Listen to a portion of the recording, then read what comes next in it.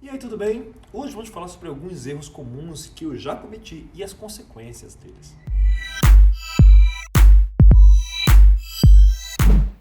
Meu nome é Dan Gesine e eu quero te ajudar a alcançar o sucesso falando em público se divertindo com isso. Bem, a gente fica muito preocupado em cometer erros diante de um monte de gente. Isso nos deixa nervoso, nos deixa ansioso. Só que, de certa forma, eles são inevitáveis, como você já deve ter percebido e eu também já percebi centenas e centenas de vezes. Nem sempre a nossa preocupação ela é proporcional às consequências desses erros. Muitas vezes as consequências são menores. Então eu vou falar aqui de um conjunto de 7 ou 8 erros que eu já cometi, alguns com até certa frequência, e quais são as consequências esperadas dele. Quais são os erros mais perigosos, quais são os menos perigosos, tá bom? Eu estou falando aqui do que eu já fiz, do que eu já passei e do que eu observei falando e do que eu observei da plateia, para ver se a gente consegue ter também um equilíbrio maior de como lidar com os nossos próprios erros, hein? Primeiro, eu já esqueci de levar o passador de slides. Você fala, esse não é erro comum, porque pode ficar alguém lá passando. Essa é uma questão que distrai a maioria das pessoas. Então, se você tem condição, e não é tão caro assim, adquira o seu passador de slide. Porque quando você não leva o seu passador, fica um jogo de telepatia. Então, você fica tentando falar com a pessoa, passa o slide aí, e a pessoa entendeu ou não. Com o tempo, a plateia fica prestando atenção no seu jogo de sinais. Ou você faz algo explícito, agora passa, e aí você interrompe o fluxo, ou você fica tentando piscar o olho, fazendo um sinalzinho assim, e aí a plateia fica, e agora? O outro não entendeu, então fica algo para distrair da sua mensagem. Então algo que não parece muito grave, mas pode causar uma distração grande com relação à sua mensagem. Outra coisa, uma vez foi o erro que eu cometi mesmo, havia um moderador, eu discordei do moderador num evento, né? Na verdade, eu nem deveria ter discordado, porque eu pensava da mesma forma, mas eu entendi errado e eu discordei e eu meio que briguei com ele publicamente. Esse foi um erro ali, né? Eu falei, não é isso, você está errado por causa disso. E aí eu perdi a plateia nunca mais voltou. Então, provavelmente a maioria de vocês não fez isso, nem faça, tá? Não é bom.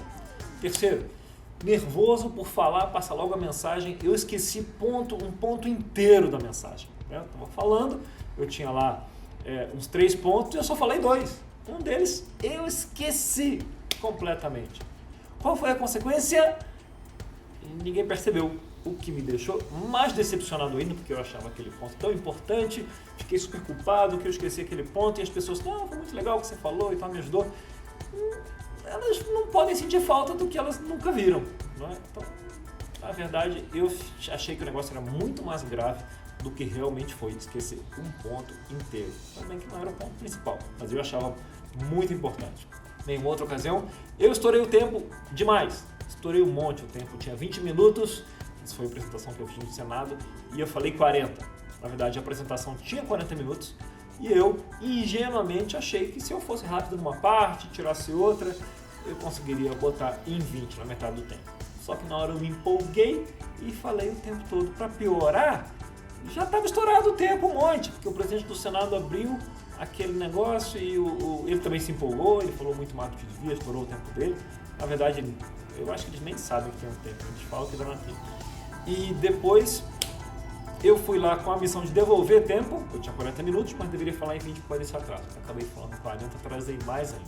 Consequência, as pessoas meio que desconectam. Era uma palestra boa, já testada, tinha um alto grau de conexão e ela teve só um grau ok. Por quê? Eu estava cansado, eu deveria ter cortado. Então estourar muito tempo realmente tem consequências graves. Eu deveria ter cortado pontos inteiros. Aí sim, cortado pontos inteiros para caber, né? Que fala rápido não é a solução.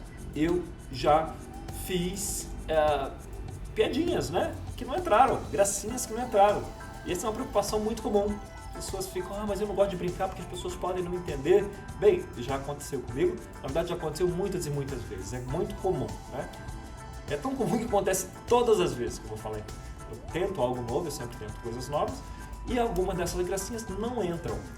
Você fica constrangido, Daniel? Eu falei assim, não, eu não fico constrangido. Porque essas gracinhas não são piadas que eu conto. E eu nunca falo que eu vou falar algo muito engraçado. Eu estou contando a minha história e ele tem pontos que deveriam ser engraçados. Só que nem sempre são, né, na opinião das pessoas. O que eu faço? Segue a história. Como ela está dentro da história, ninguém percebe direito e a vida segue. Então já contei gracinhas que não pegaram? Já. Muitas vezes continuo fazendo e continuarei fazendo, tá bom? Estando no enredo, estando na história, não há problema algum e não gera constrangimento. Como você já deve ter percebido, eu falo rápido. E eu já falo rápido agora. Imagina quando eu falava rápido e livremente, né? Algumas vezes minha esposa, né, na igreja, que ela estava presente, ela me avisa. Não, eu falei, legal, mas você falou muito rápido. O que significa falar muito rápido? Eu não entendi algumas partes. E as pessoas de mais idade também, eventualmente, não conseguem acompanhar alguns tiros de rapidez. E quando eu fico nervoso, muito empolgado, né? Quando eu estou nervoso e preocupado, eu quero acabar rápido. Quando eu estou nervoso e empolgado, eu quero falar muita coisa.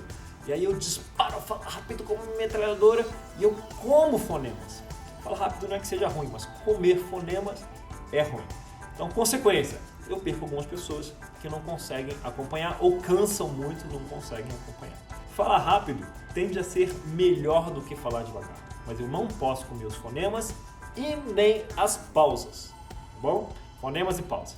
Você falar devagar, às vezes, você causa uma agonia em outro tipo de pessoa, mas esse é um erro que eu escorrego ainda aqui e ali, mas estou prestando mais atenção para corrigir e pelo menos ser claro.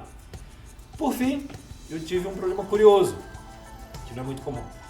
Determinada vez eu estava tão tranquilo, mas tão tranquilo, que eu subi desconcentrado, confiando que na hora eu ia dar um jeito, né? A arrogância falou mais alto, era uma palestra que eu já tinha feito algumas vezes, com um público que eu achava que conhecia, e eu cheguei despreparado emocionalmente, né? Eu cheguei lá e eu não estava na vibe, certo? Ainda era de manhã, que pior, né? Era tipo 8h30 da manhã, o pessoal ainda naquele torpor matinal, precisava de mais energia, mas eu não estava com adrenalina, eu estava com ansiedade de menos, eu estava com hormônios de menos. Isso aconteceu 2 vezes, as 2 vezes teve o mesmo resultado, eu cheguei com energia insuficiente e não me conectei com as pessoas. Foi grave. Então, tá tocando meu interfone lá, eu vou ter que atender, mas a mensagem tá passada. Tem algum erro que você quer saber? Compartilha aí. E eu preciso encerrar aqui. Muito obrigado, divirta-se, ainda bem que tá no fim.